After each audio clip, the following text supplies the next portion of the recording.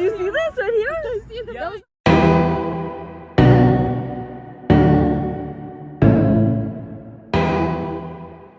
Hello, and welcome to an episode of Drinking the Kool-Aid. This is a comedy podcast dedicated to the mysterious. My name is Cassidy. My name's Amanda. And what is up? What is up? Party You like that? people in the house. It's the party weekend. It's my birthday weekend. It is. Obviously, we're recording this in the past. So when you hear this episode, we will already have celebrated Cassidy's birthday weekend. But I'm going to assume we had a great time. Fingers crossed. Knock on wood. Actually, I'm jinxing us right now, aren't I? No jinx, no jinx, no jinx. Me and Amanda are going to get into a world-ending fight. Not a world ending. Maybe a fight. That's not impossible. It's not impossible. Yeah. And then, you know what? That's what husbands are for. If they start to see things going down, and that's also why we're not allowed to drink any buzzballs. No buzzballs. No buzzballs. Kathy even said so. She Thank you, did. Kathy. You're a thinker. But yeah, no, it's going to be fun. I'm throwing a dinner party this week. My first dinner party, which I've been wanting to do for a really long time. So I'm really excited. I'm very excited because I get to just show up and eat and drink. Yeah, Amanda was like, what can I bring? And I was like, I'm literally doing 5 courses. And she was like, so ingredients for Aperol spritzes. And I was like, there you go. Now we're talking, girl. Also, you know I love a theme. It is an Italian. It is Italian. So Aperol spritz, hello. Yeah. Today, after we record, I'm gonna work on making, because I'm making all of my sauces and all of my dressings from scratch. So I'm gonna start working on those tonight because it's tomorrow. Woo! Woohoo! I'm thinking, So go check out Instagram because we'll probably have a bunch of pictures of the food and stuff. Oh, for sure. For sure. We'll have pictures of so many things. The dinner party, pride parade, just festivities in general. We're doing so much this weekend. The Pride Parade is on my birthday, and so we are gonna have just like a big party at the park and watch the Pride Parade and hang out with all of our gays, theys, and anybody else. Pretty much, yeah. Yeah, I'm very excited. it's gonna be amazing. We're going to be so tired after this weekend. I am going. You'll never see me again. I know. I'm a little worried. That's kind of how like any event or like my birthday goes. Like I'm having the best time. I'm having so much fun, and then I have to go into seclusion. I have to join like a convent for like a solid like 4 weeks. I know. And just try to figure out my life. I'm just a little nervous because we do have like a lot of things coming out this month. So We have a lot of things coming out this month. You can't hibernate for too long, baby girl. Oh, thank you to everyone who's enjoying our new segment that we did pre-release on Patreon as one of those bonuses.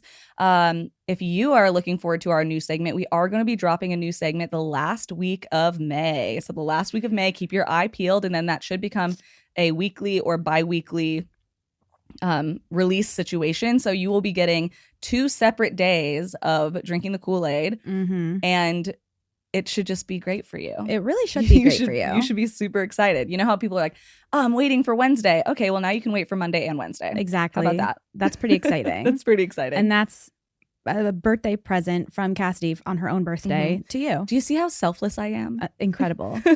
Kind, sweet, generous, beautiful. Patient.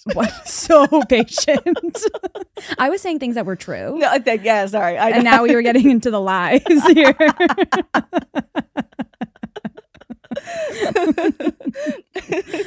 Real. But another thing that Cassidy is really good at, what? making these cocktails.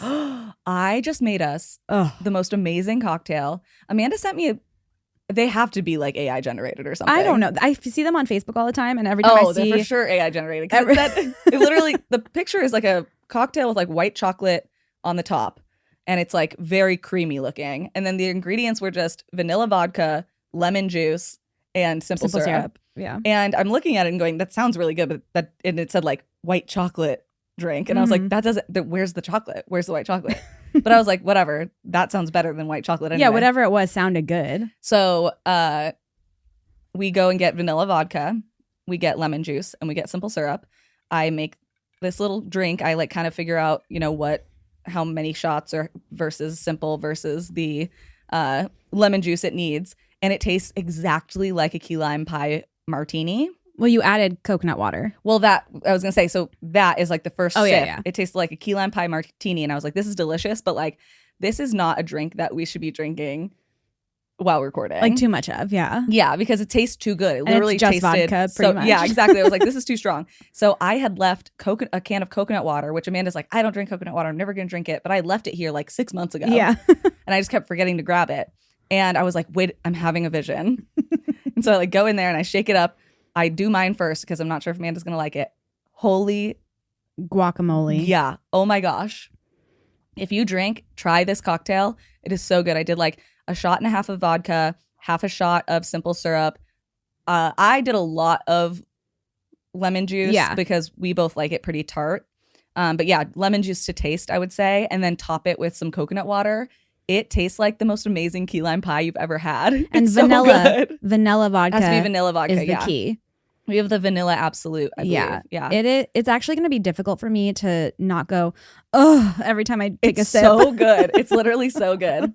I have to make this for my mom when I go visit because she's going to love it. Oh, she would love. My mom would love it too. Yeah. Actually, my mom loves key lime pie. Same. I mean, every mom loves key. This is like the pink.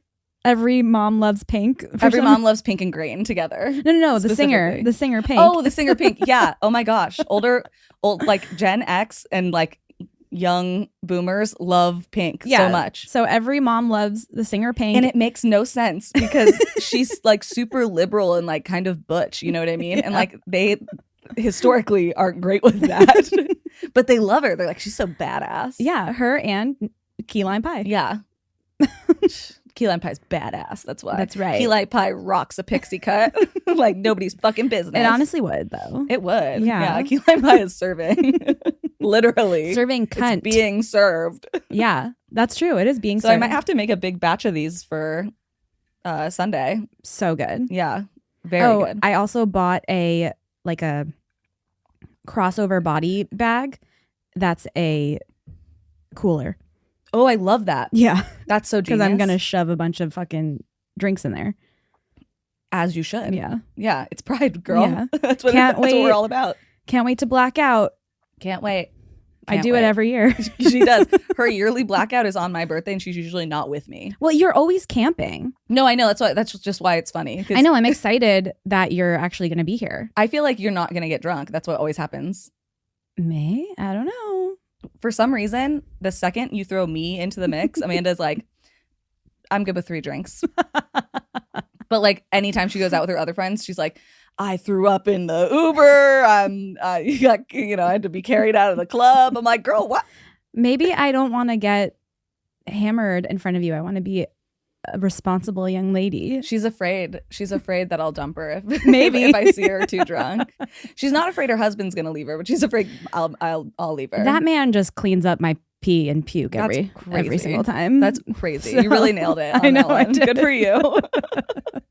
And he never shames me for it, I gotta say. That's pretty impressive. I know. Yeah. I know. But if I had to clean up his, I would be like, you're disgusting. Oh, you absolutely would I can't believe this. I would be like, do it yourself. And he'd be like, hungover. And I'd be like, I'm not touching that. Do it yourself. Ew, I'm awful. Listen, you are who you are. You're a princess. I am. Thank you. Yeah. At least you get it. Your husband does too, clearly. I'm a princess. She's just a princess. Look at me. What's a little girl to do? I don't have no money. I'm a baby. I'm just a baby. I love that skit. It's so funny. That is one of the best. He's just in this big sweater. The best scenes of like any TV show. You got to go watch. It's Broad City, right? City. Yeah, they get paid by Fred Armisen to clean the apartment. And he has like a weird baby kink where he's wearing a diaper. It's very funny. It's so funny. You can look it up. You'll see it on YouTube. That's another female comedy duo that reminds me of us sometimes. Really? Who's who? I think that you would be Alana. Okay. The curly headed one. Okay. And then I would be Abby. Okay. If I had to guess. Oh, also speaking of duos, so many people were in the Spotify comments being like, Cassidy is Romy and Amanda's Michelle. And I'm like, yes. Oh, yeah. Obviously. Michelle wears the pink and Romy wears the blue. And also Romy's got the dark or the deep voice. Yeah. I was like, yes, that you nailed it. We had the same thought We're pretty self-aware queens, I would say. Yeah, I mean, what did I just say about making my husband clean up his own puke? Okay, you knew. Yeah, you couldn't. I know. She couldn't even pretend like that's not what she would do. No, you think I'm gonna get down on my hands and knees and clean up puke? No, thank you. Yeah, gross. No way. Disgusting. Couldn't be me. So, what did you get up to this week? Anything interesting? What did I get up to this week? I watched Final Destination, the first one, because I'm trying to prepare myself for the new movie, which I heard was really good. Yes, because we're gonna all go see it. Yes, we are. I watched all of them this week. Oh, you did? Okay. I want to watch obviously the rest before we see it. You got it because 5 is my favorite. No, I've seen it. Oh, you've seen it. I love it. Yeah. 5 is your favorite. Yeah, that ending. No, the ending gets me every time. The ending took it from like a pretty like solid movie to like because it's very phenomenal. Rare I'm shocked by a twist ending. Very, very rare. And I was shocked, jaw on the floor when I first saw that. I don't know why, but I thought that movie, the 5th one, came out in like 2015. No, I think it was 2011, right? Yes, it was. Oh, I told you I have my skill. This is how. Okay, so when we were watching it, me and my husband took an edible, so we were a little high. And I was like, those seem like terrible movies to watch high, by the way. Oh no, yeah. Don't recommend that. Don't 0 out of 10. Don't do that. Because now all I keep on thinking is I'm gonna die in a Final Destination. I was gonna say, yeah, like, oh, let's put the thing in our body that makes us stressed. If like, yeah, it's only relaxing if you're in the right mindset. Definitely not my smartest move. Yeah. This was like when I took an edible and watched that movie where the dog dies every 5 seconds. And then like comes back to life as like a different dog. Have you ever seen that? No. Don't watch it. I feel like you legally shouldn't be allowed to watch that. No. Regardless. I cried for like an hour and a half. Like I was hyperventilating. Why is the dog dying? Someone shooting it? What's happening? It like comes back as like different dogs every time. And then it like keeps dying. I can't even talk about it. Okay. I'm gonna cry. Back to Final Destination. This sounds like a horrible movie that you must have found on the dark web or something. It's really bad. Don't ever watch it. Anyway, so Final Destination, I'm watching it and I said to my husband, I was like, I thought this movie came out like when we were dating, like after we were dating. I thought we saw it together. And he was like, no, it came out like way before. And I was like, what year do you think it came out? And he was like, I don't know, 2011. And I looked it up and I was like, how'd you know that? And he was like, I'm really good with years and like time. I gave him like 12 different movies. He guessed it within at least a year every single time. And now I know that you also have that skill. I do. It's actually a game that me and my fiance love to play. That and celebrities' ages. I'm really good at guessing celebrities' ages. Within like how many years? 2 or 3. 2 or 3 usually. Okay. I'm either like really spot on or like 15 years off because I just like barely know who that person is. That's my only issue with celebrities. I don't know a lot of celebrities. No, you don't. But I do know Holly fucking Madison. You do know Holly Madison. I love her. This is the only celebrity that you know. I love her. I love Holly Madison. Everyone's going to be like, why did you randomly say Holly Madison? Sorry. Because Amanda texted and I was like, I can say this because Holly has not only been posting, Holly, like she's my friend. She has not only been posting about it, but also reposting other people talking about it because Zach fucking Bagans cheated on her with at least like 10 women. Zach, you are on our shit list. I was a fan, Zach, and you guys were my favorite couple. We went to the fucking haunted museum, Zach. Yes. We gave you our money.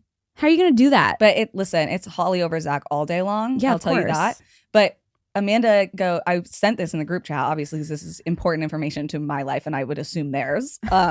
So I sent it in the group chat, and Amanda said, Holly Madison, that girl with the podcast? No, I said the girl with the ghost podcast. And I said, and I knew who Holly Madison was. I was just trying to. I said, put some respect on Holly Madison's name. She is more than just the girl with the podcast. Well, I said it in a way that I want her on the on our podcast. Yeah, and she likes ghosts. Quite literally cut off my left foot to have Holly Madison on this podcast. Obviously, no, I'm going to try. Don't you worry. I literally love her. I grew up watching her.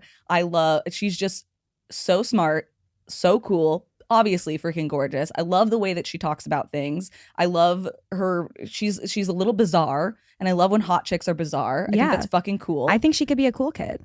She probably is. I would say yes.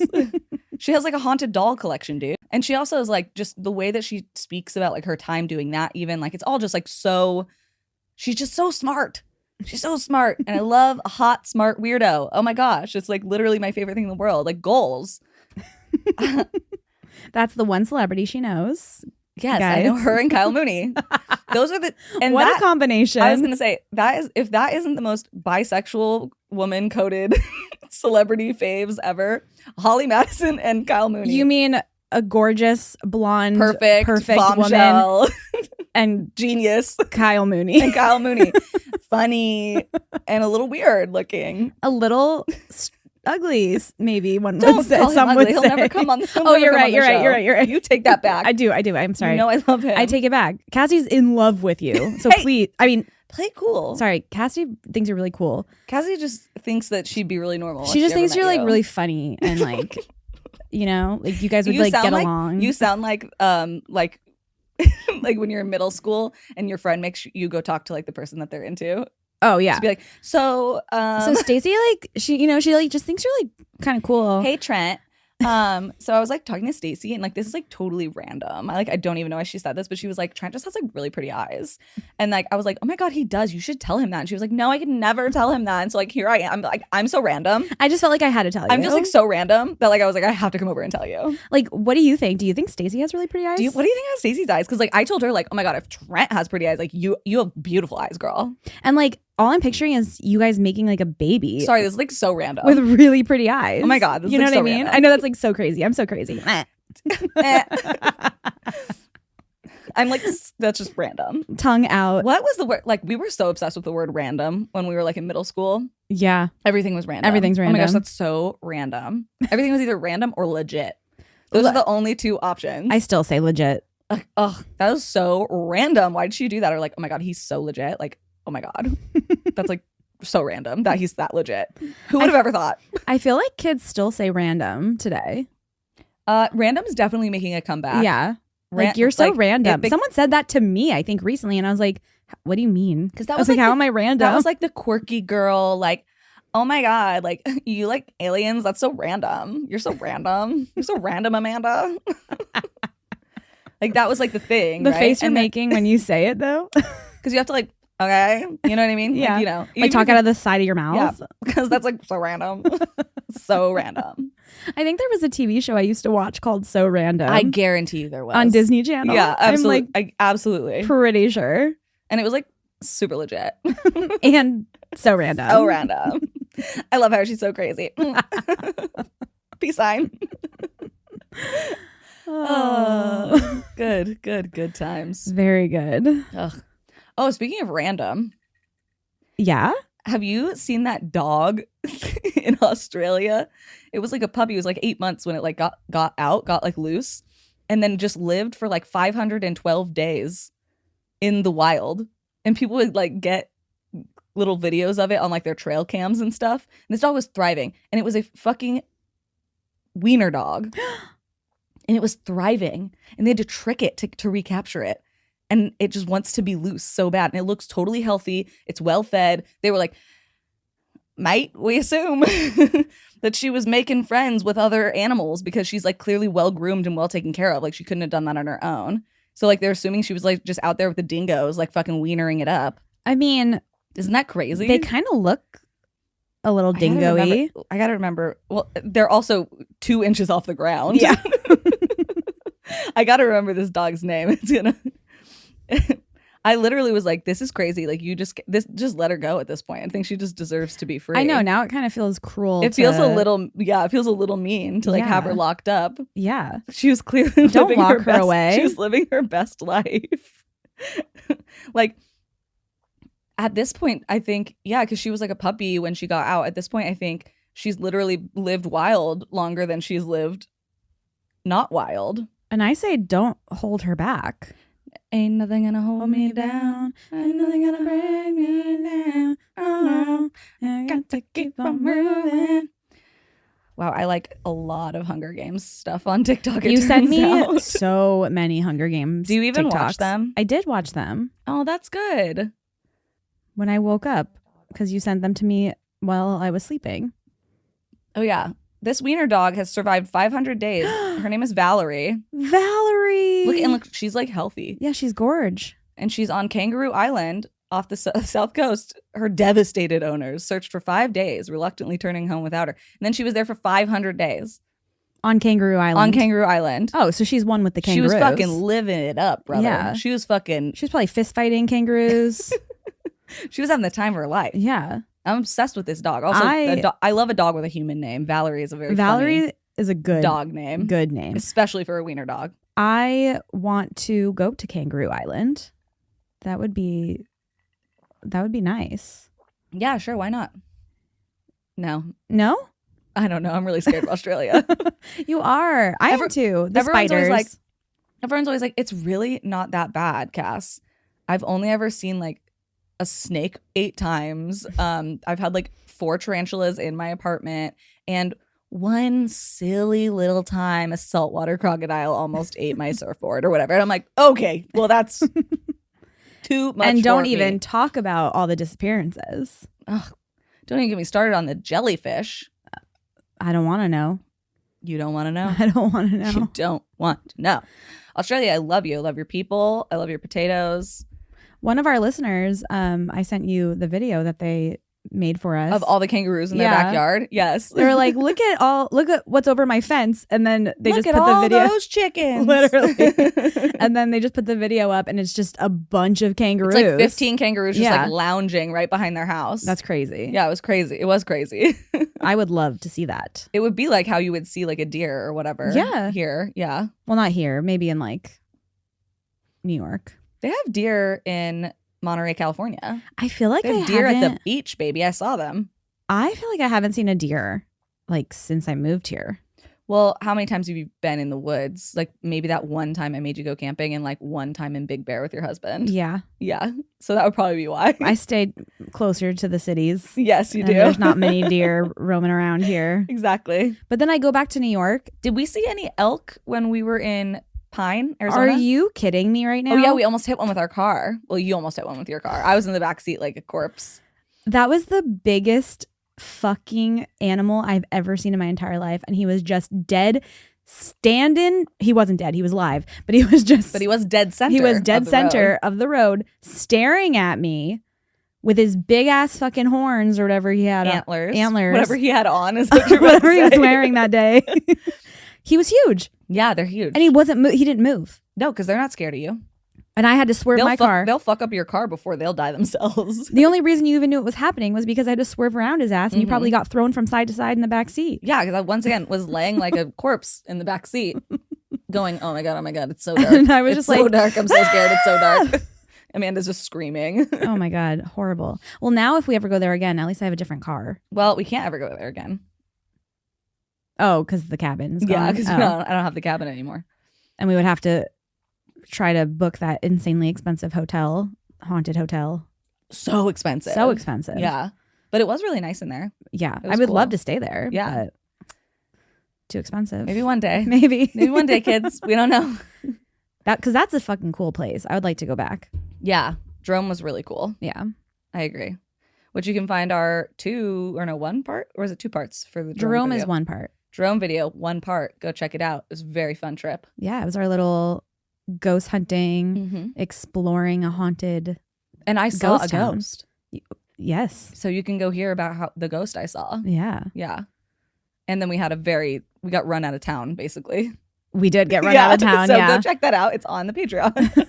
Hunting the Kool-Aid, Jerome. Well, speaking of Patreon. Oh, speaking of. How about we welcome some of our new cool kids? Let's do it. All right. So I would like to say welcome to Ariel R. Hi, Ariel. Welcome to Delia H. Hello, Delia. Welcome to Amanda B. Hello, Amanda. And welcome to Ray K. Ray K. Hello. Yeah. Thank you guys so much for joining our Patreon. We hope you are enjoying all that cool bonus content for our cool kids. If you would like to join our Patreon and help support this podcast, you can do that at patreon.com/drinking the Kool-Aid. And we have subscriptions starting at $2 a month, which is pretty dang cheap. And you do get involved and free content and bonus content on the $2 a month. So, and for $5 a month, you get even way more. So check that out. And if you can't support our podcast right now financially, we totally get it. We see the recession indicators. Yes, we do. Just leave us a 5-star review wherever you listen, or maybe somewhere you don't. Give us a follow on YouTube or on Instagram or Twitter, and that also helps out our podcast. And we just totally appreciate you guys. Thank you so much. Speaking of why can't I say that word? Recession indicators. I was gonna say recession. Did you know Rite Aid is going out of business and Party City? Yes, I was in my local Rite Aid yesterday and was talking to, because I go, it's literally like half a block from my house, so I go there all the time. And I was talking to them, and they were like, "Yeah, we're having a meeting tomorrow, like where they're going to tell us all that we're getting laid off." Listen, you go to Rite Aid often because it's next to your place.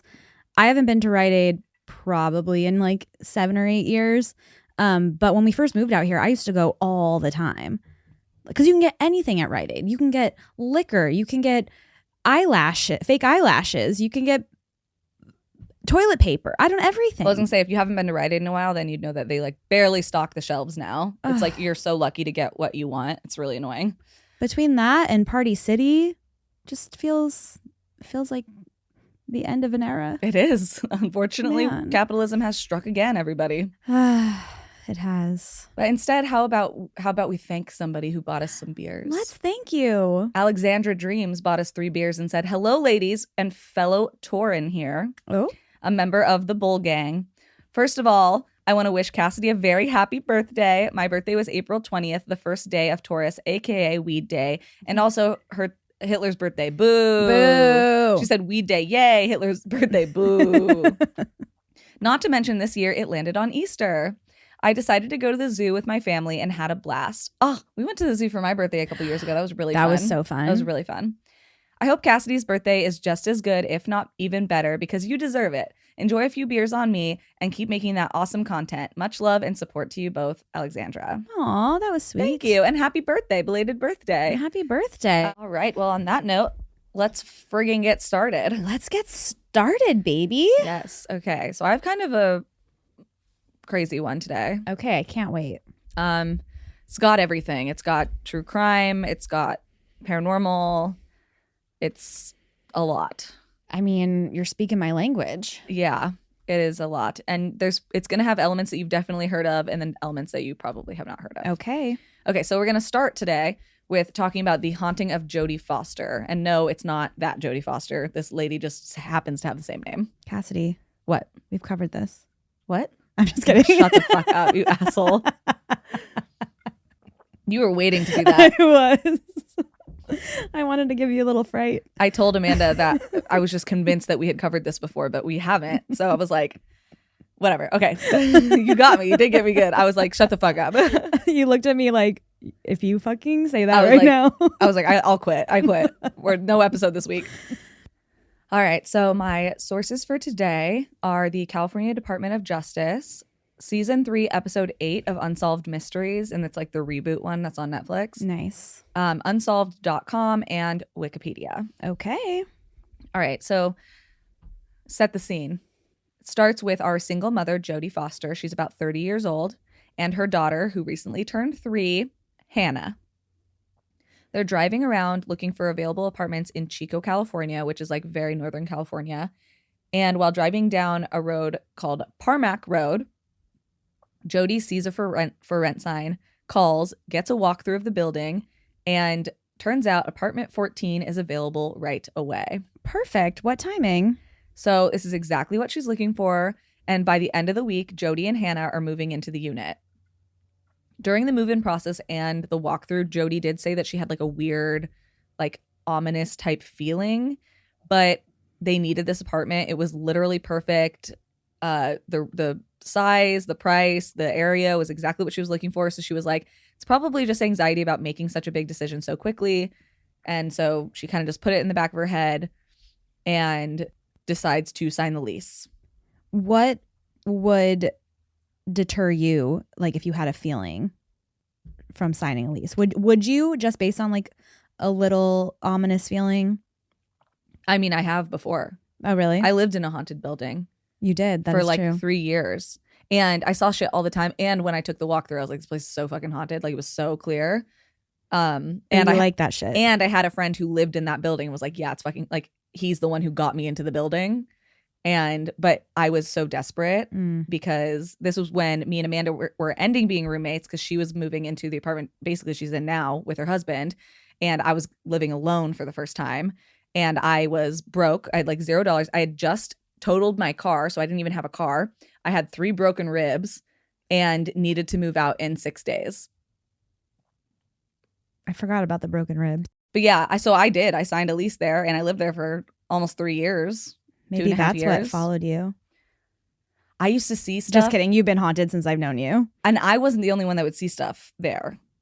Like people that I would have sleep over, whether like people visiting or someone I'm dating or whatever, would see crazy shit there too. So they officially begin their lease on January 31st, the year 2000. The very first night, Jodi has a strange dream, and it's unlike anything she had had before dream-wise. Like, you know, like people's dreams are usually pretty consistent. Like I always dream in like first person point of view. Even if I'm not me, I'm always like seeing through the eyes of like me or like the person in the dream. Because sometimes like I'm like aware that like I'm being treated like I'm not me, or like I catch a glimpse of myself in a mirror and it's not me. But like it's always first person, right? And some people always see it like third person, like they're floating over it or they're watching it like a movie. And so when you dream in a way that is like not the way you normally dream, obviously it sticks out to you. And that's how this dream felt for Jodi. So she was having a dream, and the dream was of her watching a man, or like a couple, a man and what she assumed was a wife, driving around the streets of Chico, following a young woman with like brown auburnish hair. Okay. And in the dream, Jodi watched as the couple stopped next to the young lady, offered her a ride, and the man ended up putting a cloth over her mouth to knock her out. So Jodi wakes up, she's startled, she's scared, but at this point she's like, you know what, it's been a really stressful week, so like having a strange, stressful dream checks out, right? But only a week or so after they've been living in the apartment, more strange things start to happen. So the first notable one that both her and her daughter were aware of, and it happened repeatedly, were Hannah had a pair of pink shoes that she wore basically every single day, little 3-year-old girl, and they would leave the shoes, because they left all of their shoes, in a little rack right next to the front door. So like you come inside, you take your shoes off. When you leave, you put your shoes on right there. They're always in the same spot, right? And this is something that they had done at their old place as well. So this is like a regular routine. So one day, Jodi goes to put her little pink shoes on Hannah, and the shoes aren't there. So she asks Hannah, hey, did you wear your shoes into your room? Did you put your shoes somewhere? And Hannah's insisting that she put her shoes right there where they're supposed to be. Jodi goes and looks in Hannah's room. No shoes. She goes into her own room, and the shoes are sitting perfectly in the center together of Jodi's bed.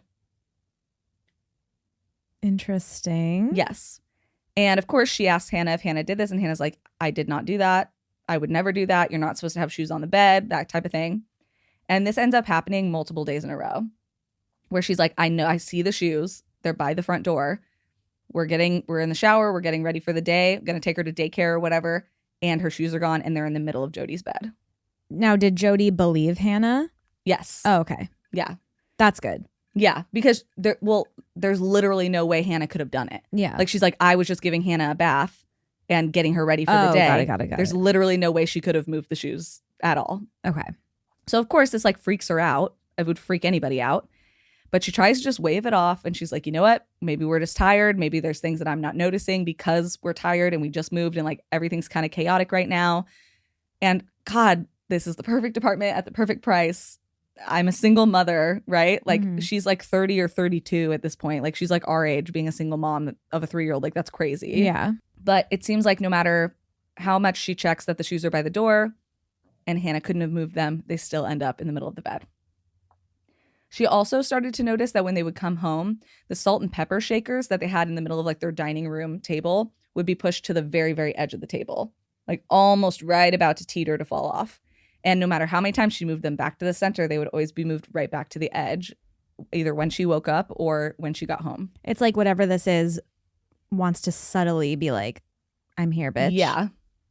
So once again, Jodi is trying to rationalize all these strange things when she notices that her daughter seems to have made a new imaginary friend. No, not the imaginary friend. Yeah. So one day while doing dishes, Jodi hears Hannah proclaim, "Oh, hi," like she just saw somebody walk into the apartment. So she walks into the hallway. She asks who Hannah is talking to, and Hannah responds with, "My friend. Her name is My Liz." And Jodi is like, okay. And Hannah actually begins to show her drawings that she's done of her new friend and explains that she's wearing a white shirt and jeans and that sometimes she's crying. Okay. This, of course, once again, freaks Jodi out because it sounds like the woman from her dreams. The brunette woman? One that she had seen get kidnapped, basically. No. Oh, my God. Oh, my God. No. Yeah. No. I'm going to throw up. A few days later, Jodi and Hannah go out like for dinner or ice cream or something, and they come back and Jodi immediately notices that the phone is not on the hook. And they have like it's 2000, so the phone has like the wire connected to it. Yeah, it has a cord. So the cord is gone and the receiver is gone. Like all that's there is like the unit. Oh, fuck. Yeah. So she's like, what the hell? And of course, the first thing you think is, oh, there's somebody in the house and they don't want me to be able to call 911 or whatever, right? Yeah.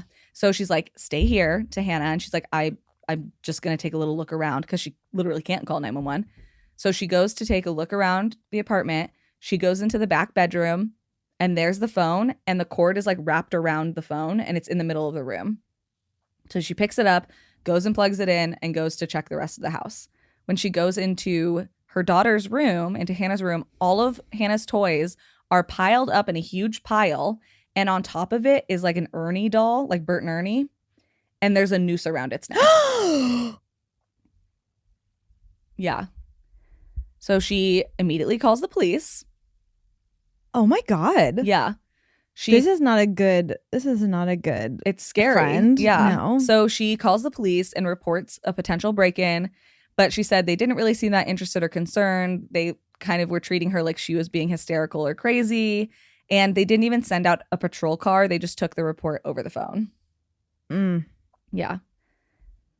And during this time, Jodi is having increasingly vivid nightmares about this couple and this young woman with the auburn hair. So she dreams about a basement or like a cellar that's being used as basically a torture dungeon for the young woman, while the couple are performing sexual and physical torture acts upon her. This is clearly happening in the basement of the building. And so she specifically sees the young woman tied up on like a hook kind of off of the ceiling with her hands over her head, kind of in like hanging there kind of fashion. Yeah, I can picture it. Yeah. So as these dreams are getting more and more disturbing, the activity in the home is increasing. They have dolls, specifically that Bert and Ernie doll is making noise. At one point, she removes the battery and it's still talking and making noise like 4 days later, which is something we've experienced. I was going to say, we've seen this happen before. Yeah. And it's like not even just like, oh, there's some residual juice in like the vein, in the whatever. Like for days, it's still making noises and talking. Lights are flickering on and off in the middle of the night, and Hannah is still talking to My Liz, or she also calls her an angel. And this is when she finally, in the middle of the night one night, when like the cabinets are fucking opening and closing and the lights are turning on and off and the dolls are fucking screaming with no batteries in them, she goes over to her next door neighbor's house, who is also the manager of the building. And she's like, there is something very wrong. I don't know if it's like some sort of electrical issue or like or something spiritual. I don't know what's going on, but like there's something really horrifying happening in my unit and like you need to come over and look.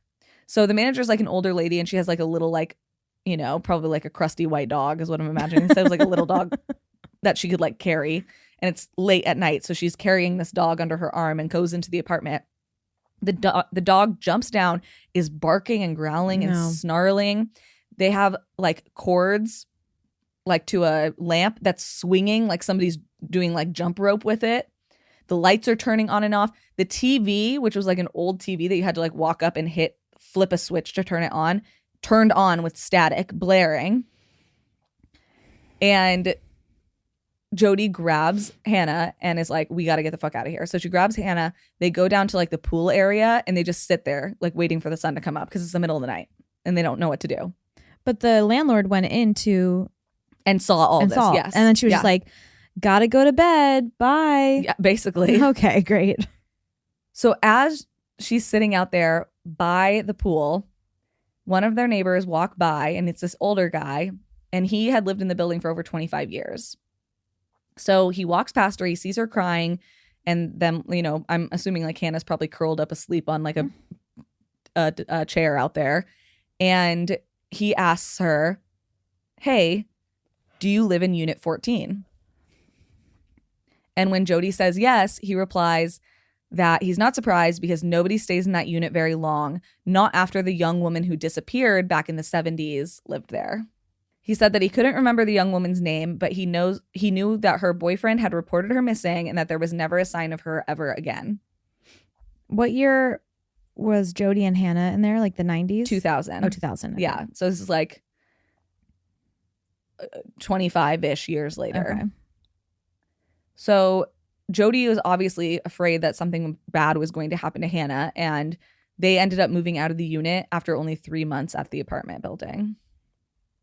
I mean, yes. Yeah. Good. So obviously they move out, they find a new place to live, and over 8 years later, the time spent in the apartment still lingers with Jodi, and she tells people about it and shares that story because obviously it's a crazy thing to happen to you. And one of the people she shared that story with was the guy that she was dating now 8 years later. So he's actually in a secondhand store, and he just randomly picks up a book and is like kind of flipping through it. And the book is called The Perfect Victim. When he comes across a part of the book and he realizes that it's talking about Jodi's old apartment in this book. No. That he just happened to pick up in like a secondhand store. Shut the fuck up. So he reads this, he finds the name of this person who was living in that apartment, and he finds an article about the young woman going missing after getting into an argument with her boyfriend at a flea market and deciding to walk home to blow off some steam. So they had been at a flea market together, they got into an argument, and she said, fuck you, I'm going to walk home. You can drive, I'll meet you there. The woman was last seen on January 31st, 1976. That is, January 31st was the same day that she signed the lease into the apartment. Yes, it was. And her name? Marliz Spanicki. So her technical full name was Marie Elizabeth Spanicki, but she went by Marliz. Which sounds very similar to My Liz. Yeah. So she was a 19-year-old woman and had only lived in Chico with her boyfriend for about 2 months. She had actually moved out from the Midwest with her boyfriend, John, when he decided that he wanted to move back to California to be closer to family. And also, hello, it's California. But according to her sister, she had written her many times and was like not very happy, feeling kind of lonely, wasn't really sure about her relationship with John, and was actually planning on returning home in a month or two before she went missing. So obviously, when she first goes missing, her boyfriend reports her missing because he gets home. She's not home. He thinks she's probably blowing off some steam. She was really pissed off at me. But when she doesn't come home that night, the next morning, he calls the police and it reports her missing. Obviously, he was a lead suspect at the time. They had been seen fighting at the flea market. But it ended up he stayed at the flea market quite a while afterwards, and he ends up getting cleared as a suspect. And this becomes even more clear when in 1984, a woman named Janice Hooker has the police called to her church because she just made a very damning confession to her pastor. That her and her husband, Cameron Hooker, had abducted a young woman named Colleen Stan while she was hitchhiking from Oregon in May of 1977. So this is a year after Marliz's disappearance. She tells her pastor this. Yes. And the pastor convinces her to call the police and have them come down. Colleen Stan was raped and tortured repeatedly for over 7 years and was kept in a box under the couple's bed for more than 20 hours at a time. So about 20 hours a day. The only time she was out was when she was being sadistically, sexually, and physically tortured. Janice could not handle this anymore. So she waited for her husband to go to work and let the woman go, actually dropped her off, and Janice went and stayed with her family for a few days. you might know this case. It's very, very famous, and it's known as the woman in the box. Okay. Yeah. So that's its whole own case that I could talk about. Unfortunately, we just like don't have enough time to get all the way in it. And also Cameron Hooker is like truly one of the most sick fucking freak monsters that I've ever heard of in my life. The details of that case are so disturbing. I genuinely wouldn't feel comfortable covering it here. Honestly, just the fact that, well, first of all, the fact that this ties into a very famous true crime case is insane. Also the fact that this couple, like, you're like church going people. Well, before you start judging Janice, you should know that she married Cameron when he was in his mid-20s and she was 16. Okay. Yep. She was obviously also a victim. Very much a victim. Yeah. And he was like a master of manipulation. Colleen Stan said repeatedly after she was released, she didn't tell anybody what had happened, and she did not go to the police because he had her so convinced that there was this thing called the company that would find her and not only kill her, but also her entire family if she ever went to the police. So like it was like one of those kidnapping cases where he had her in captivity for so long. She was so well like trained and like defeated basically, where she would go out of the house and not seek help because she was so convinced if she did that it would have dire consequences for people that she loved.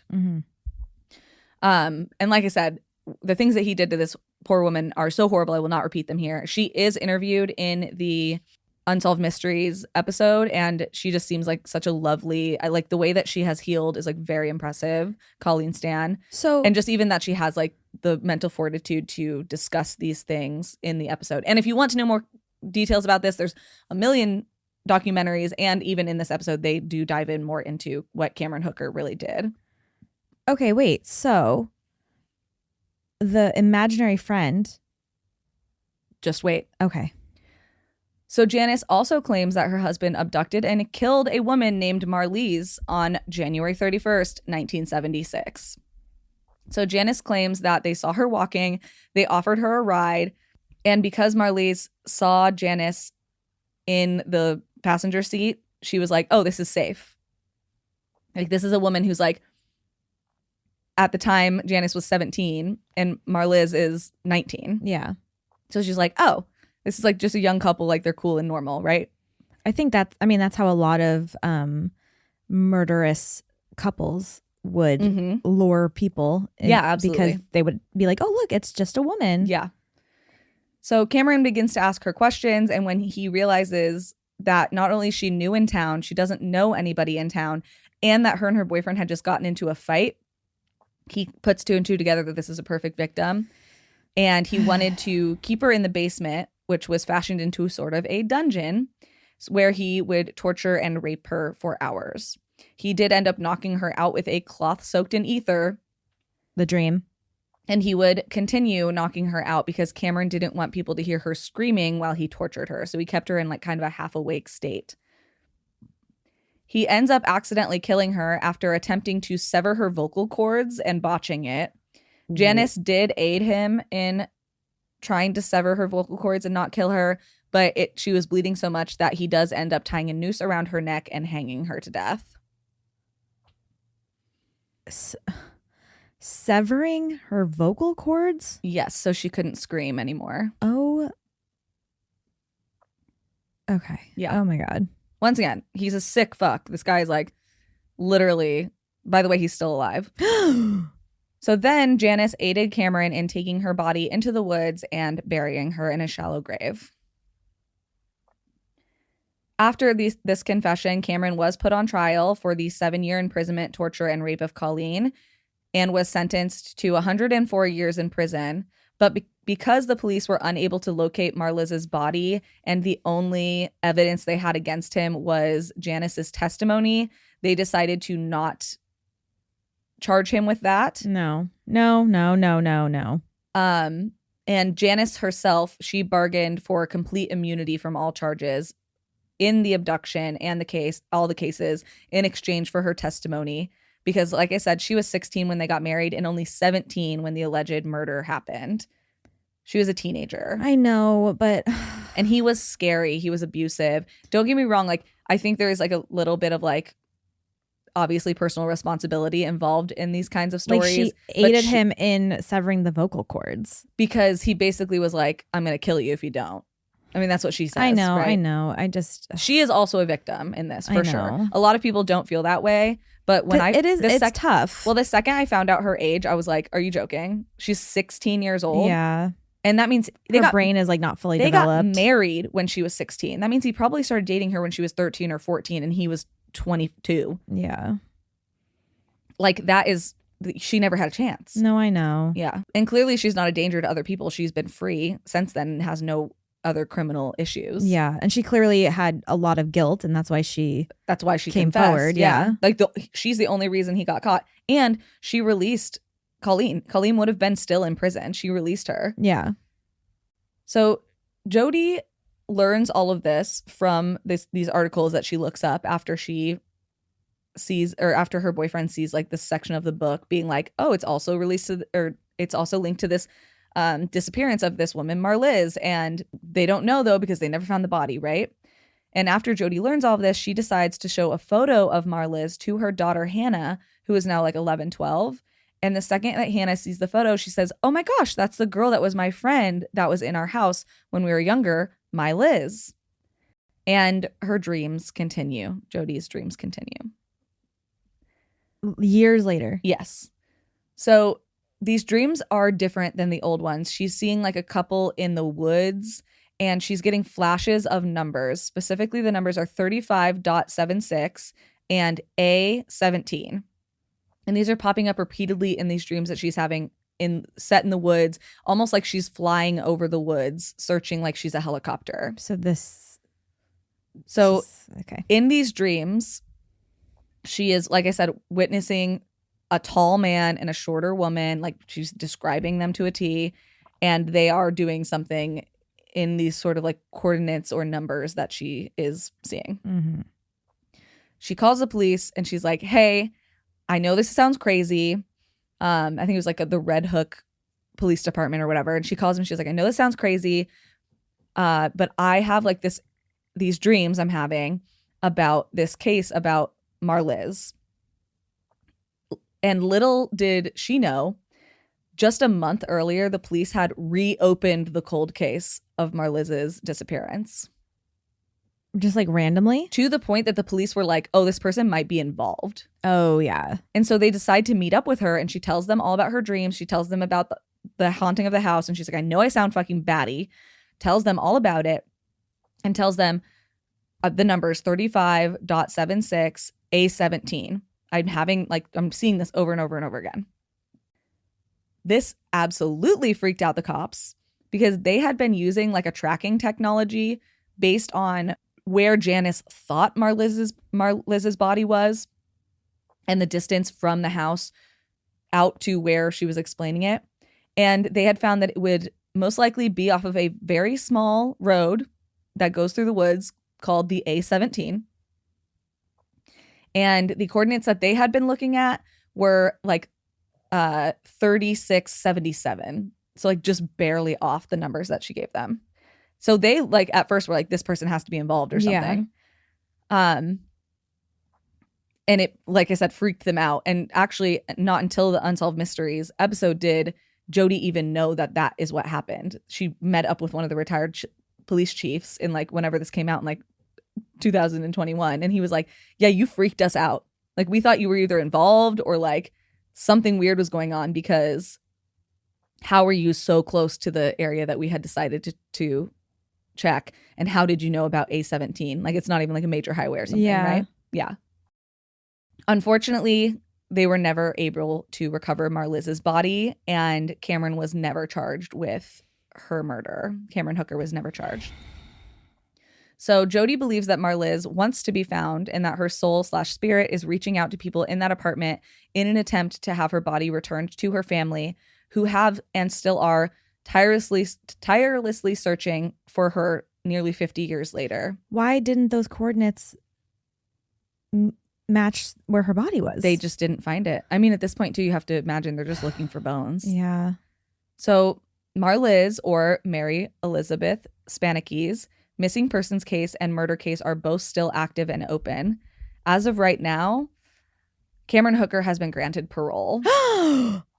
Luckily, when he was released from prison, he immediately went into a state like psychiatric care because he was labeled a dangerous sexual criminal because of the sadisticness of his sexual urges. Yeah. But literally last year, he was given a date for this year to be reevaluated for release. Well, just saying, he better fucking not get out if the Menendez brothers can't. Literally, right? Yeah. Because the Menendez brothers are basically if Marliz or if Colleen had killed their abuser. Yeah. Yeah. That infuriates me. Yeah. And he's like, they literally said like he is a dangerous man. And I do believe like the crimes that he committed, like I believe like most criminals can be rehabilitated to some extent. Being so sadistically sexual like that, because there's no motive other than your sadistic urges, right? It's not like you rob a liquor store and you shoot somebody to death and it's like, yeah, your motive was you wanted money. Shooting someone to death was the means to get that money. It's usually a crime of poverty, right? Yeah. Like even being in a gang is usually a crime of poverty or of necessity. Like there is no necessity or any situation where you would need to rape, sexually torture someone in any way. He's just a sadistic fuck. Yeah. Yeah. But he is still alive and he is right now in a psychiatric facility being evaluated for release in California, I believe. Give me the date. Give you the coordinates. The address. Drop the Addy. Yeah, but hopefully they will be able to find Marliz's remains before her family passes away. Her sister is heavily featured in the Unsolved Mysteries episode, which I highly recommend to go watch if you enjoyed this and you would like to know more about it, or not enjoyed it, but like I know what you mean. You want more information on this. Her sister really is still searching for her, and it literally ended with her being like, yes, he went to jail for what he did to Colleen, and like that's very good, but like we don't even get the closure of like knowing where her body is. So that's literally always the worst when we tell stories like this. Yeah. Is when the family members start to die without any ever knowing or any answers. Closure. Yeah. Yeah.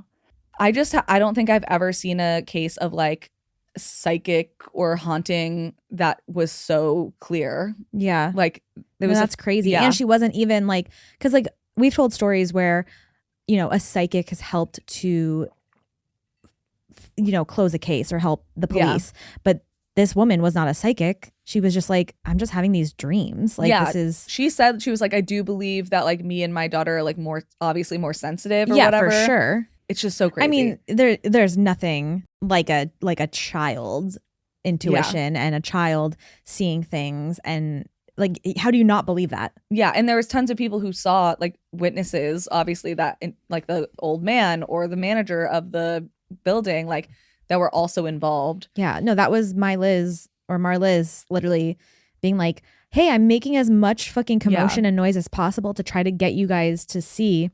So that is the story of the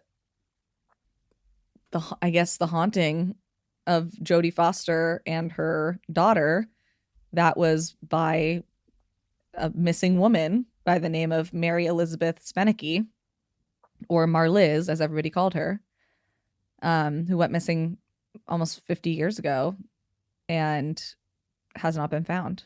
That's fucking crazy. Yeah. So I hope that they do find her, just for, especially like her sister is just so desperately wants to be able to put her sister to rest. I just feel like there has to be something with those numbers and those coordinates. I know. Yeah, I know. All right. Let's jump into my story. Okay. And before we begin, I have a question to ask you. Oh, yes, please do. Have you ever seen the documentary Paris is Burning? Yes, I have. I knew you would say that. Well, put on your kitten heels, Henny. Okay. Because we're going to talk about Miss Dorian Corey. Okay, let's do it. My sources today were an article in the New York Magazine from 1994 by Jeannie Russell Kassendorf, an article on InsideEdition.com by Sal Bono, Investigation Discovery by Mike McPadden, Atlas Obscura by Julianne Tvetten, Wikipedia, and of course, Paris is Burning, the documentary. All right. Okay.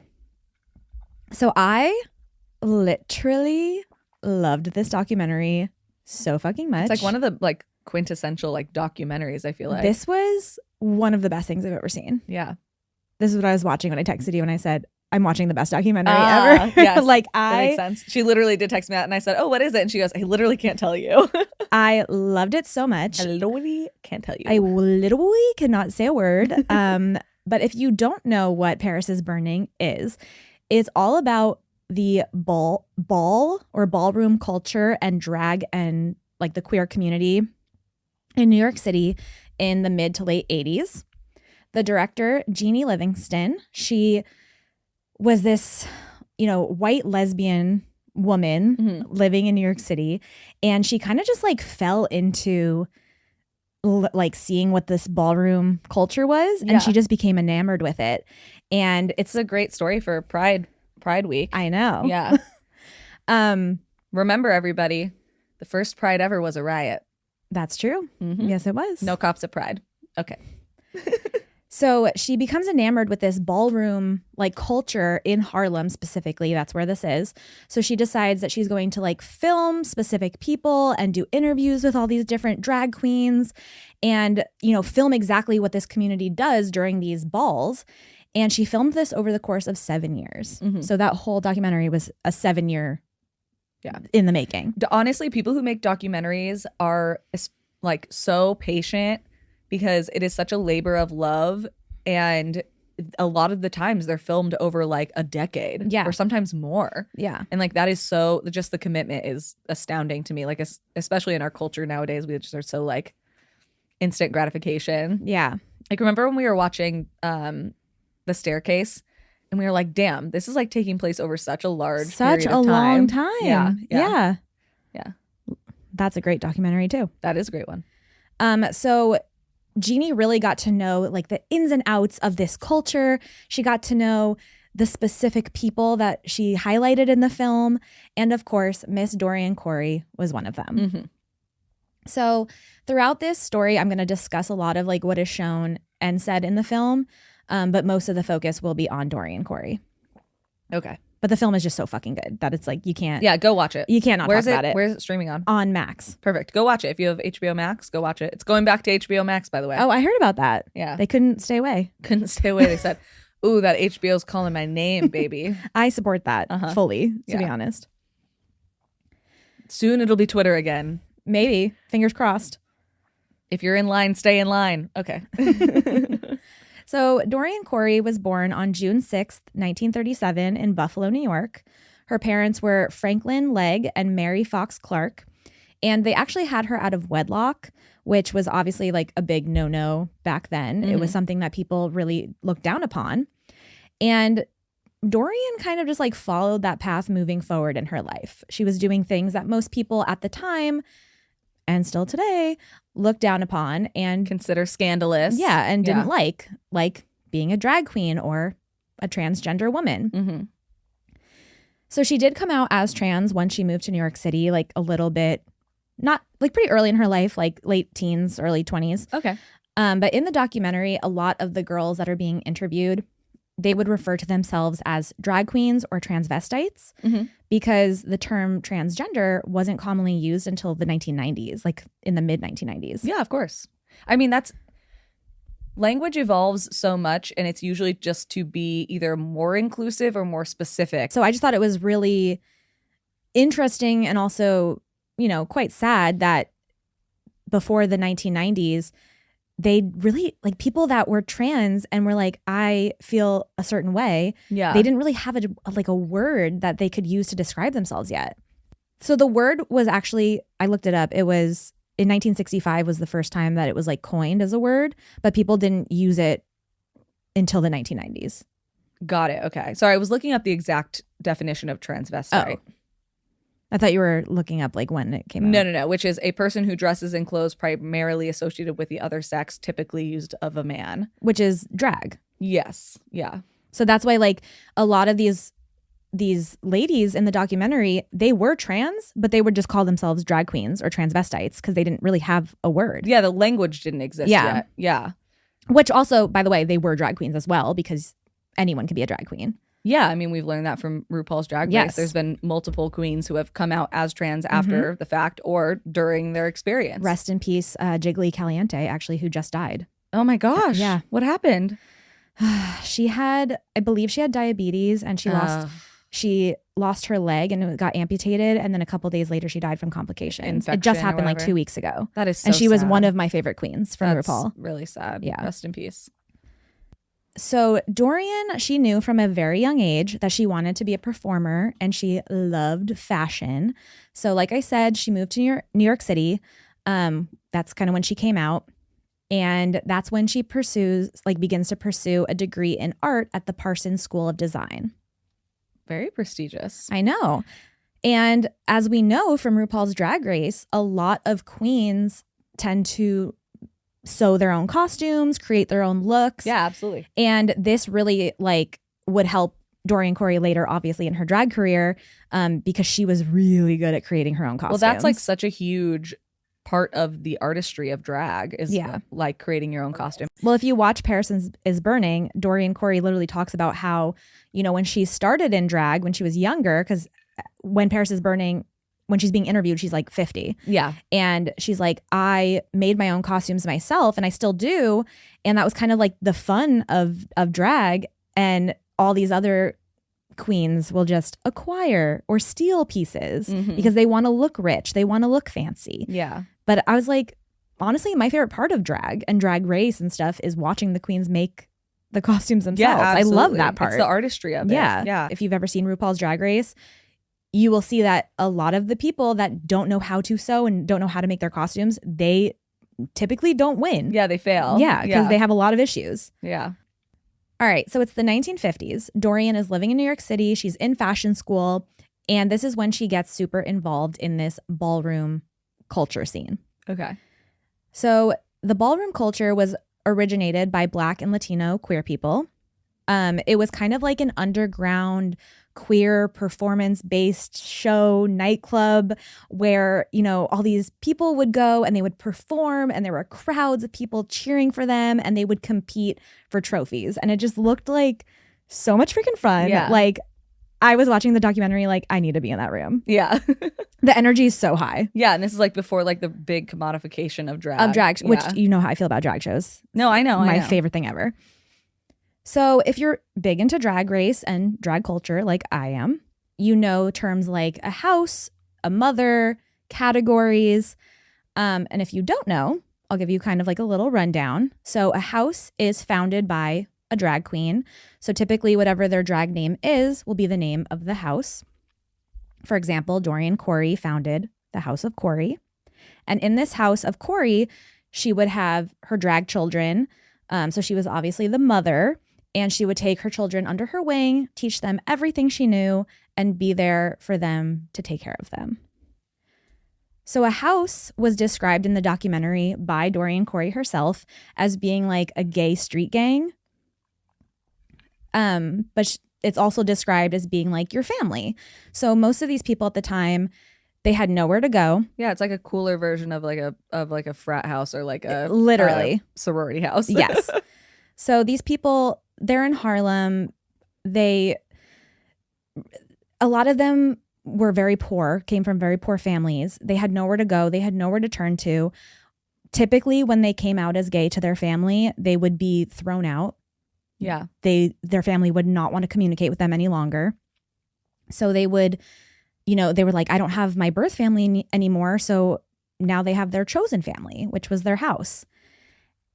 And all the people that are interviewed in the documentary said that being involved in a house, like having a mother, having these people stick by them when their own family didn't, it just like made them feel like they belonged somewhere. Yeah, absolutely.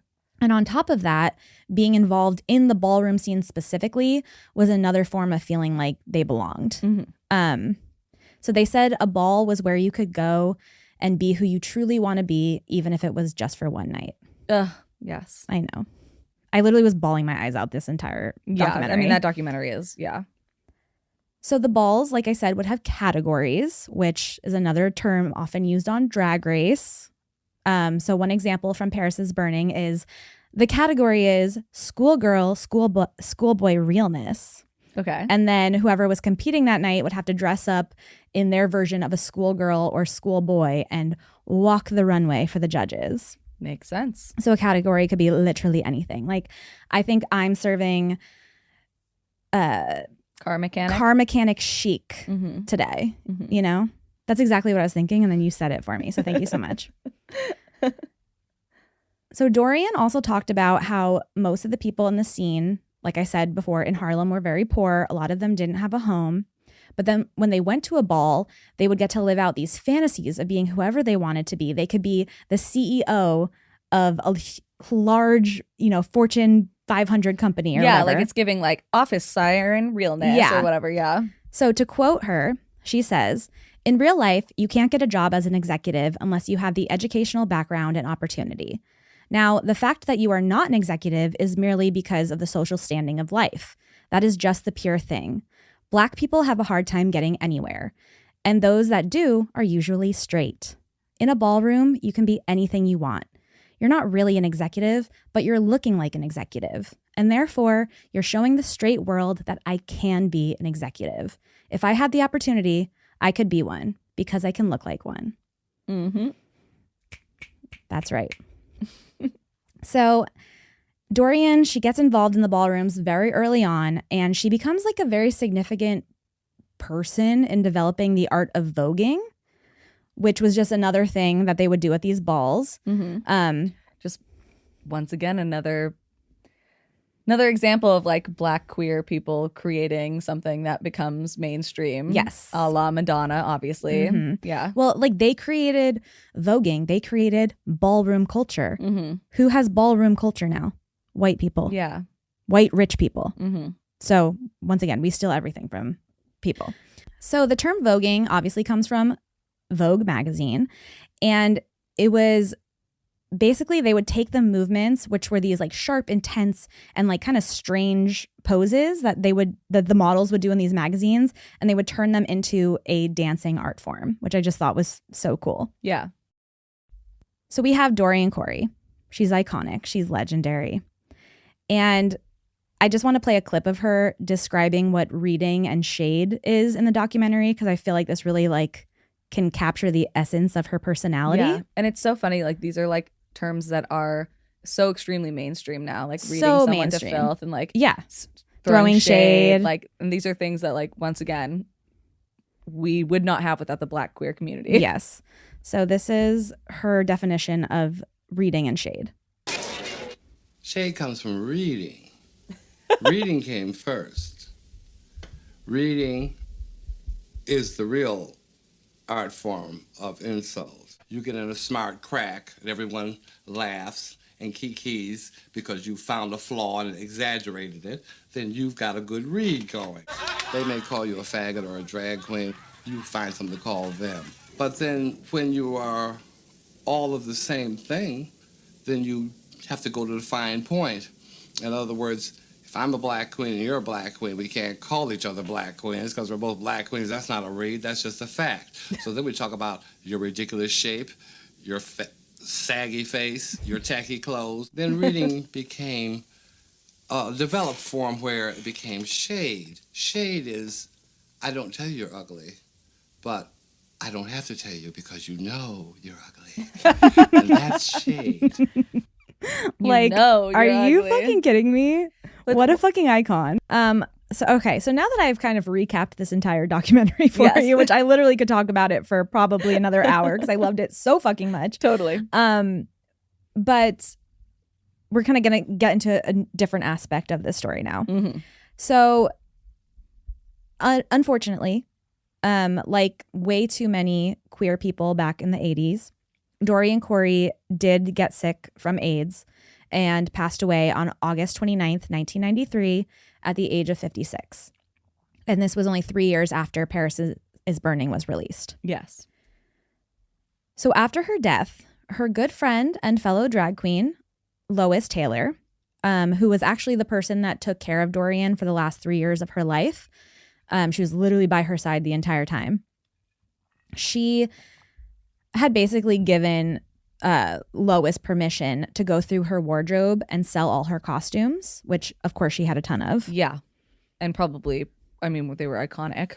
Yes, they were. She literally, Lois Taylor, one of the first things she said was like, Dorian had these long capes that she made that would, when she would walk the runway at a ball, they would cover the whole floor. So do you know why the L is first in LGBTQ? I don't. So it's because lesbians were the only people there for queer and gay people, trans women and gay men who were dying of AIDS. Really? Mm-hmm. So it's out of respect for that. Because people were so afraid to be near anybody with AIDS. Yeah. There was such a bad stigma. But lesbians were literally creating coalitions to go in and be the last people and the last caretakers for gay men and trans women and people of color dying of AIDS. And that's why the L is first, out of respect for that. Yeah. So 2 months after Dorian passes away, in October of 1993, Lois Taylor, she's been starting to sell a lot of Dorian's costumes. And she gets these 2 clients, as she calls them. They were straight men, and they were looking to get a Halloween costume. So they wanted some of Dorian's iconic capes to use for their costumes. So they get into the apartment and they head to the closet and they're kind of sorting through all the stuff that Dorian has. And that's where the question comes in. What's hiding in this drag queen's closet? What is it? What do you think it is? It's probably what you think. So Lois spots a large garment bag.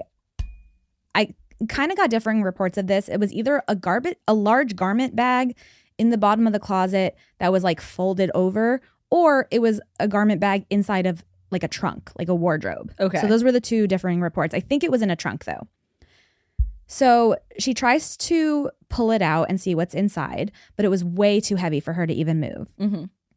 So she calls over one of these guys and she's like, hey, I can't find the zipper. Here's a pair of scissors. Can you cut the bag open? The second the bag busts open, a horrible, disgusting odor pours out. Yeah. And without even looking inside, Lois Taylor calls the police. Yeah, smart. Don't touch shit. Yeah. So if you can't guess by now, I think it's obvious that there is a dead body inside of this bag. So the second that the police, they come into the apartment, they open the bag and see what's inside. They pretty much like look at Lois Taylor as a suspect. They're like, you found this. Yeah, of course. Yeah. What the fuck? Yeah. So they're like, if we find your fingerprints on this, and Lois Taylor stops them and says, I'll tell you one motherfucking thing. You might see my hands on top of the damn thing, but I only weigh 135 pounds. I couldn't move that thing. Yeah. So go fuck yourself. So who was this body in the bag? And why is it in Dorian Corey's closet? When detectives opened the bag, they had to peel through layers of Naugahyde fabric, which is like, kind of looks like leather, or is like a pleather type of fabric. Then a layer of plastic. And then they uncover a partially mummified body in the fetal position that was covered in baking soda. Oh my God, imagine you go to buy your Halloween costume and this happens to you. I would be like, happy Halloween. And they're like, can you cut this open for me? I'm like, yeah, sure, no problem. Like, oh my God, like what the fuck? No. That would be so goddamn shocking. I would run out, but also have the craziest story to tell everybody. Yeah. Because like, you got to tell everybody you know. Yeah. Oh, absolutely. Yeah. That's just, I just can't imagine like having that thrust upon you as like as a situation. No. That's a lot to It handle. is a lot. So the body was of a man. He was wearing blue and white boxer shorts that were like tattered and kind of had holes in it. And he had a bullet hole in his head. Okay. The detectives were somehow able to extract fingerprints from the corpse, all 10. Yeah, they usually can like rehydrate. They'll like That's what they did. Oh, I knew it. They'll shoot a little bit like saline solution to plump up the finger, and then they can get it. Yeah, I know things. I know you do. So literally the detective was like, he like took all the fingers and he was like, they didn't look like fingers when I took them. Yeah. And then I plumped them up and then they became fingers again. And I was able to get 10 perfect fingerprints. Mm-hmm. That's fucking nuts. Mm-hmm. But also this made it pretty easy to be able to identify this body. There's some people who just have never been fingerprinted. That's true. And I feel like most people probably haven't. Well, yeah, like my fiance, there's no way he's ever been fingerprinted. For Yeah, I don't think anything. my And husband. He's never been arrested. Yeah. So like, there's no reason that they would ever have his fingerprints. Yeah, I don't think my husband has either. He's clean. Let's send him on a mission. Just kidding. The boys are back in town and they're committing crimes. And it's our husbands. And it's our husbands. And they're probably committing something really dumb. Yeah. And they're stealing beer that they could totally just pay for. Yes, 100%. So the reason these fingerprints were very easy to identify was because he was in the system already, this man. So his name was Bobby Worley. And he had been arrested for raping and assaulting a woman back in 1963 and had served 3 years in prison. Mm. No comment. Yeah. 3 years, huh? Uh-huh. Mm. No comment. No comment, but Just you get it. Mm-hmm, mm-hmm, mm-hmm, mm-hmm. So he was completely estranged from his family, probably because he went to prison for raping a woman. The only person in his family that didn't cut him off right away was his brother, Fred, who he actually had stayed with for a very short amount of time after he got out of prison. Okay. And he was also the last person like in his family to see him or talk to him because Bobby Worley hadn't been seen since the late 1960s and it is now 1993. Ooh, that's a long time. Mm-hmm. 25 years. Yeah. So inside the bag that the body was found in, the investigators also discovered like crushed beer cans or beer bottle tops. Once again, differing reports that were kind of like around the body. And based on when these specific brands of beer were around, the investigators determined that this man must have been murdered in the 1960s, in the late 1960s. And they believed that he was probably just inside Dorian Corey's closet for like 2 decades. So what happened here? One of the theories is that Dorian had no idea that this body was in her closet. She had no connection to this person. It is known that Dorian moved once, like to the apartment that she was in when she died after 1968, which is when police believe this man was killed. So if she killed him and moved the apartment, she would have to move the body to this new apartment. Or she could have just moved into this apartment, had no idea that there was this body in the closet the whole time. That's what not a lot of people, but some people that subscribe to this theory believe. Yeah, like there was like a chest in there. She opened it and was like, meh. But come on. When you move into a new place, the place is completely empty, right? Typically. Well, I mean, it makes me think of that family that moved into that house and there was the barrels in the basement. Yes. And it had bodies in it. Yes. And they finally opened them and realized. Uh-huh. I don't know. Some people don't have a curious mind. I just don't think that she had I think that her mind was a little too curious for that to be an option. For sure. She would have been like, what the fuck is in that trunk? And if it was in a garment bag, she's literally a drag queen. Yeah. You don't think she's going to open the garment bag in the left in the closet? Like, be so for real. Yeah. So I don't think that's a substantial theory, in my opinion. Another theory is that Dorian was actually just hiding this body in her closet to protect someone else who killed this person. That she was keeping it at her house so no one would look there because she wouldn't have been a suspect. And she was just protecting a friend who actually did do this. Okay. But the main theory is that Dorian Corey killed and shot this man, or shot and killed this man. Okay. So based on the interviews with people that knew Dorian for many years, Bobby Worley and her were an item at one point, and they had a very toxic relationship. Imagine that. This was obviously after he got out of prison. Yes, yeah. According to Bobby's brother, he said that he remembered talking to him on the phone like right before he lost contact with him. And he mentioned seeing a drag queen, that he was seeing a drag queen, and also claimed that he heard the name Dorian. I don't know how true that is. Yeah. It is also believed that Bobby was a severe alcoholic and was also very ashamed to be with a trans woman. So probably more ashamed of that than being a fucking rapist, which is what you are, brother. No, like literally though. Yeah. That's an insane thought. Yeah. So the theory is that he was trying to attack her or assault her, and she shot him in self-defense. Okay. Yeah. Yeah. So one, no, yeah, absolutely. Yeah, that's all I needed to hear. Yeah, I believe you. One of Dorian's friends did come out and say that they knew that Dorian owned a gun. And I'm like, okay, she literally lived in a very, very dangerous neighborhood. She literally talks about it in Paris is Burning. Mm-hmm. I think at one point because the whole time she's getting interviewed, she's in her living room and you see like the costumes around her and she's doing her makeup. And at one point you hear gunshots off in the distance. And wow, really? Yeah, and she's just like, yep, that's just that's typical for my neighborhood.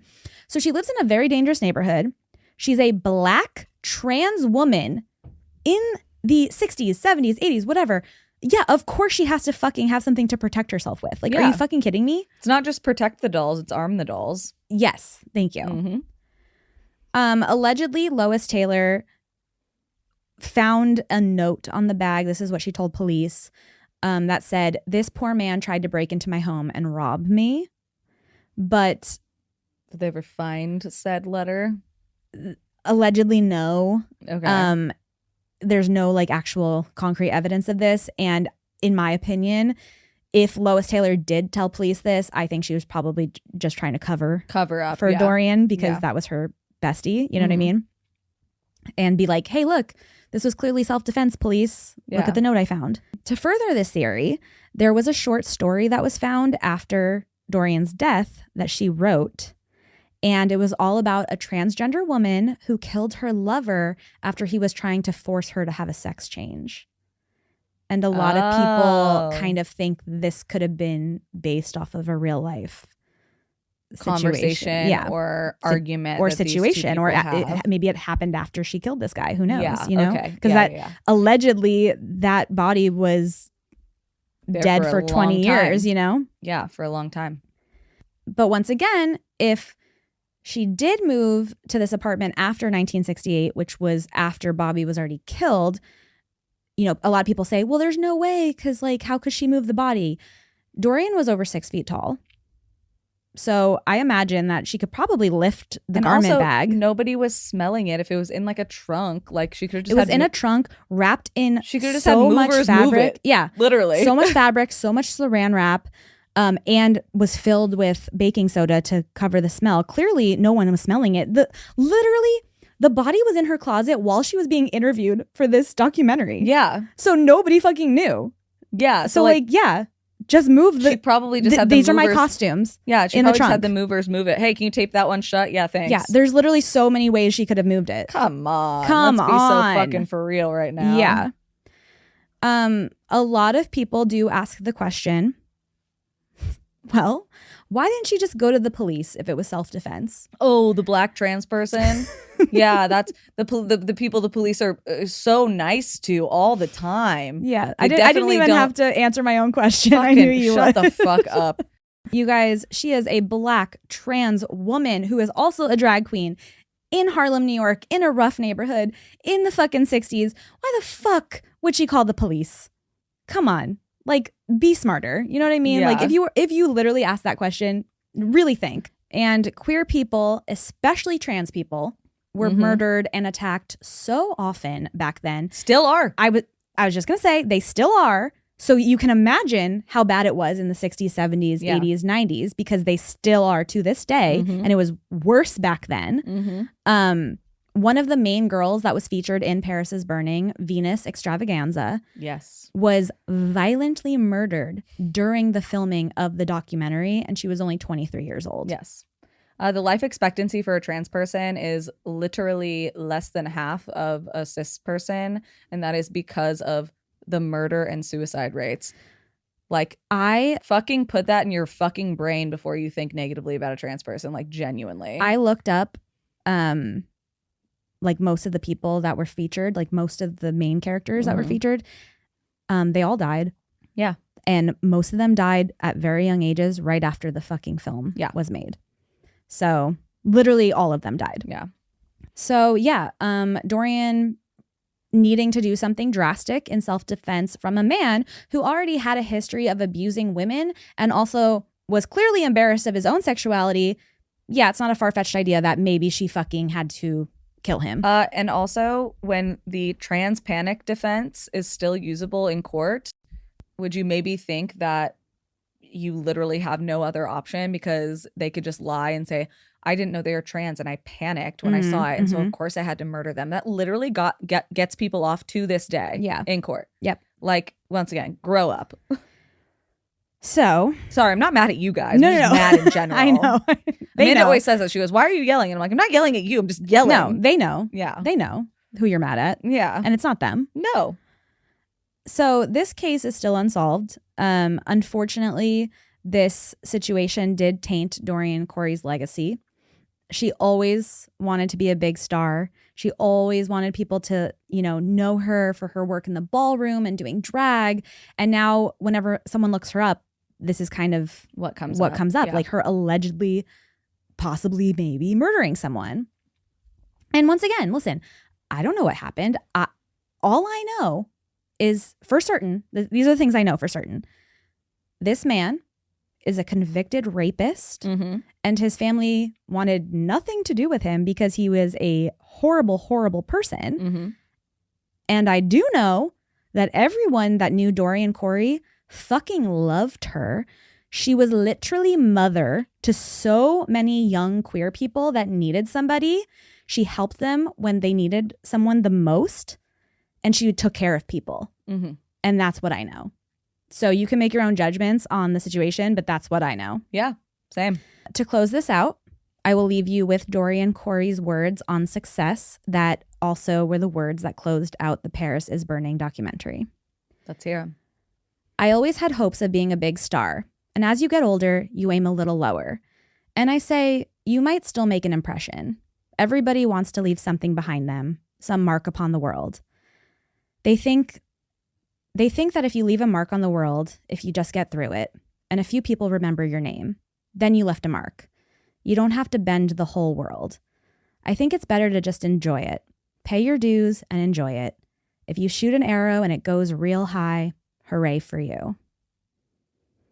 Beautiful. And that is the story of Dorian Corey and the secrets that were hiding in her closet when she passed away. So crazy. Also, like, just what an iconic thing to leave behind. It's like an literally episode of I say Glass Onion or one of those movies or something. I say people that are like, oh, Dorian Corey's legacy is clouded by this murder. I say, oh, I'm sorry. If she killed a fucking rapist who was trying to assault her, yeah, fucking good. Hooray for her. Yeah. She's even more legendary and iconic. Of clouded. Yeah. Absolutely. Absolutely.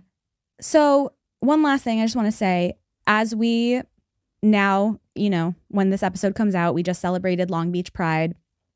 We're heading into Pride Month. Just remember to celebrate the LGBTQ plus community, lift people up, support them, love them. This is literally like the most welcoming community ever. They're filled with so much fucking love, and I just they love everybody, and the fact that people don't love them in return is just so shocking and upsetting, and I don't understand it at all. So hug your gay friends. I don't know. But go watch Paris is Burning. It's really good. It's interesting. It's heartbreaking. And it also shows, the way that this community comes together and they support each other and they just want to spread love. Yeah. And that's all I have to say. As we know, trans people are under attack right now by our own government. And I would hope that none of you, and if you do listen to this and you support that, stop listening. I really don't want your views or your money. But I would love to share transequality.org with everybody. That's a great place. It's a great not only place to donate if you have the means or you're looking to volunteer somewhere. It's also a great place to get help if you are a trans or queer individual, genderqueer individual who's looking for some sort of support in a system that seems to have not only abandoned you, but actually condemned you. So if you are listening to this and you're like, hey, I want to, for the record, I love when you guys send us beers. Always do that. But if you're planning on sending a beer for my birthday, don't do that. Send the $5 or the $10 or whatever to the Trans Equality program. They actually have lawyers on staff that help trans people with name changes and also fight for trans rights in court. Send it there instead. Send me the screenshot. You'll still get the shout out on the episode. But I just would really appreciate that in lieu of any sort of like beers or anything that you guys were thinking about sending me. Once again, love that too. You guys are amazing. But yeah. Hell yeah. I love that. I also used that as I'm going to be on an episode of See Jurassic Right with Stephen Ray Morris, and this was my chosen. That's why I just had it so easily. What are the odds? Yeah, literally. Holy that's why I was shit. like, I literally have it right here. Like I have it. I have the website pulled up. That's fucking synchronicity. Because I literally just sent it to him like 3 days ago because he likes to attach a charity to every episode that he does with a guest star. Literally, we're about to go to a Pride Parade in 2 days. I know. And I just like, Well, I know how passionately you feel about this. I do. Well, yeah. I do. And I, initially was looking for a story. I heard about, the mummy in the drag queen's closet. And I was like, ooh, this seems fun. Like, whatever. And then I watched Paris is Burning and I was like, how can I not dive into the culture of so this? Much like, more to it. It is so incredible.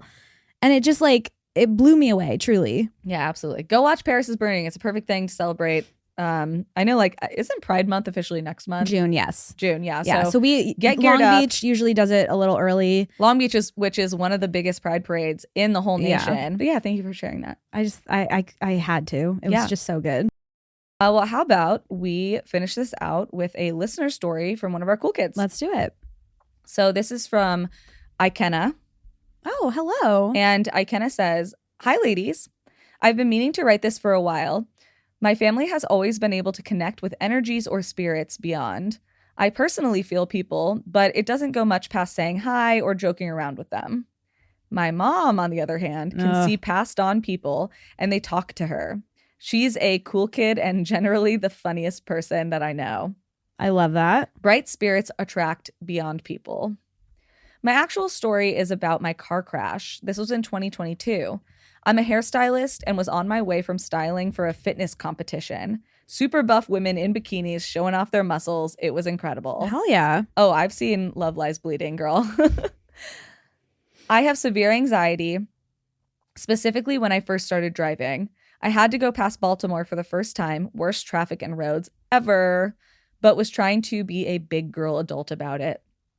My dad had a bit of a paranoia because I am the baby, but I brushed it off as him being dramatic. To calm my nerves, I was listening to an episode of DTK. I was about 20 minutes from home. During the car crash? I think it sounds like it. I was about 20 minutes from home and I stopped at a light. Suddenly, I look behind me in the rear view and see a little car coming up, and then it did not stop.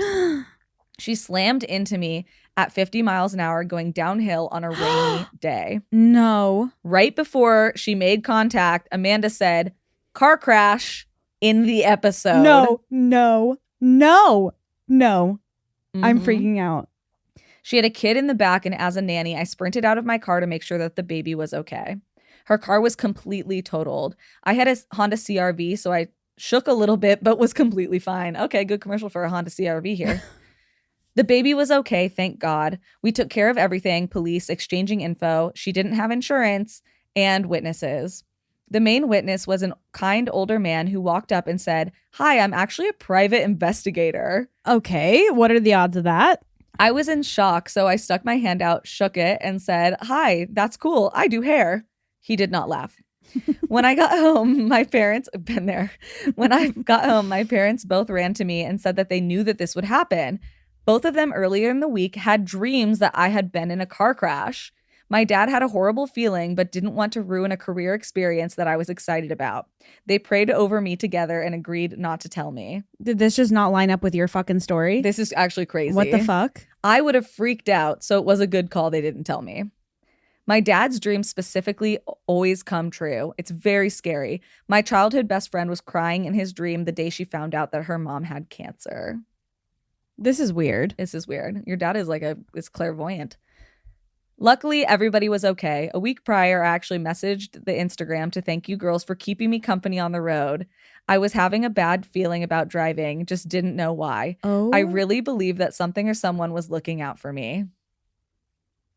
That's fucking insane. Oh my God. It was us. No, I'm just kidding. We were looking out for We're you. in your backseat. And she's like, oh no. Or they're like, no. After the crash, I had several instances of getting a feeling while driving. I saw a cat while on the road. Of course, I made a sudden stop and turned to follow said cat. The next night, the same spot on the street, I stopped my car again. I had guilt for stopping in front of the car behind me the previous night, so I wanted to test out how aggressive that stop actually felt. In the split seconds my car was stopped, a buck with giant antlers, oh, what is going on? Ran inches in front of my car. Literally because they just stopped to be like, how sudden did that stop feel for the people behind us for real? That's crazy. That is fucking crazy. Buck ran out in front of their car, which they would have hit if they hadn't have stopped. He would have rammed my driver's side door, absolutely messing me up with all of his pokey bits. All because of my intuition and a little bit of guilt. I had stopped my car so he was able to run by. Thank you, girls, for keeping me company through the years and taking the time to read this. Sending love and photos of my Sphinx cats to Amanda. Yes, I know exactly who this is. Oh, you know Ikenna? I know the Sphinx cats. You're like, I know those naked, I know those naked little bitches. Of course I know those guys. Dang, that was crazy. And like, how weird. There's so many synchronicities for stuff that we talked about today. I know.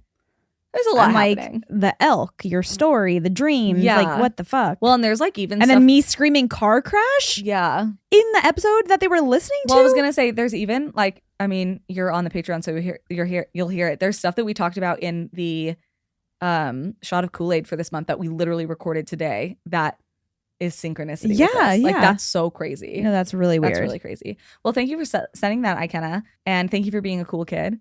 If you guys have a story you would like to share with us, if you're a Patreon member, you can send that right in the Patreon DMs and you will get boosted a little bit closer to the top. If not, you can send us an email at drinkthekoolaidpod@gmail.com. And if that's too much work for you, you can just go to dtkpod.com/contact.